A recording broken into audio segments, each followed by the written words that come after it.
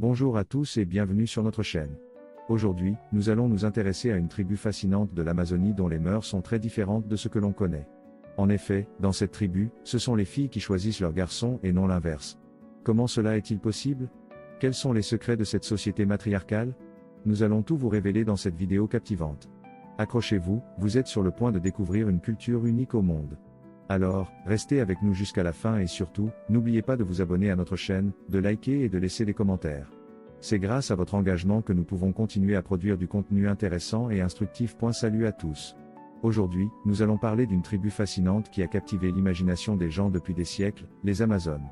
Cette tribu légendaire de femmes guerrières a été décrite dans de nombreux récits et légendes, mais peu de gens savent vraiment qui elles étaient et comment elles vivaient. Les Amazones étaient une tribu de femmes guerrières qui vivaient dans la région de la mer Noire, dans l'actuelle Turquie. Elles étaient connues pour leur courage et leur habileté au combat, et étaient craintes par les peuples voisins.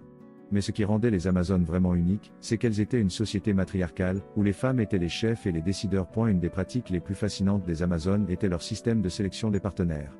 Contrairement à la plupart des sociétés, où les hommes choisissent les femmes, chez les Amazones, c'était l'inverse. Les femmes choisissaient leurs partenaires, et les hommes devaient se soumettre à leur choix. Cette pratique était considérée comme un moyen de garantir que seuls les hommes les plus forts et les plus aptes à la survie seraient choisis pour se reproduire. Les Amazones étaient également connues pour leur habileté à monter à cheval et à manier les armes. Elles étaient souvent représentées dans l'art et la littérature en train de chasser ou de combattre à cheval, avec des arcs et des flèches ou des épées. Elles étaient également connues pour leur utilisation de la hache de guerre, une arme redoutable qui leur permettait de se battre à distance ou au corps à corps. Malgré leur réputation de guerrières féroces, les Amazones étaient également connues pour leur sens de la communauté et leur solidarité. Elles vivaient dans des villages où les femmes travaillaient ensemble pour cultiver la terre, élever les enfants et prendre soin des malades et des blessés.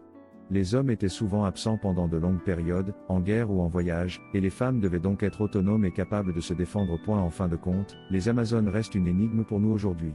Nous ne savons pas exactement comment elles vivaient ou ce qui les a motivées à devenir une société matriarcale. Mais leur histoire continue de fasciner et d'inspirer les gens du monde entier, et leur exemple nous rappelle que les femmes ont toujours été capables de grandes choses, même dans les sociétés les plus patriarcales.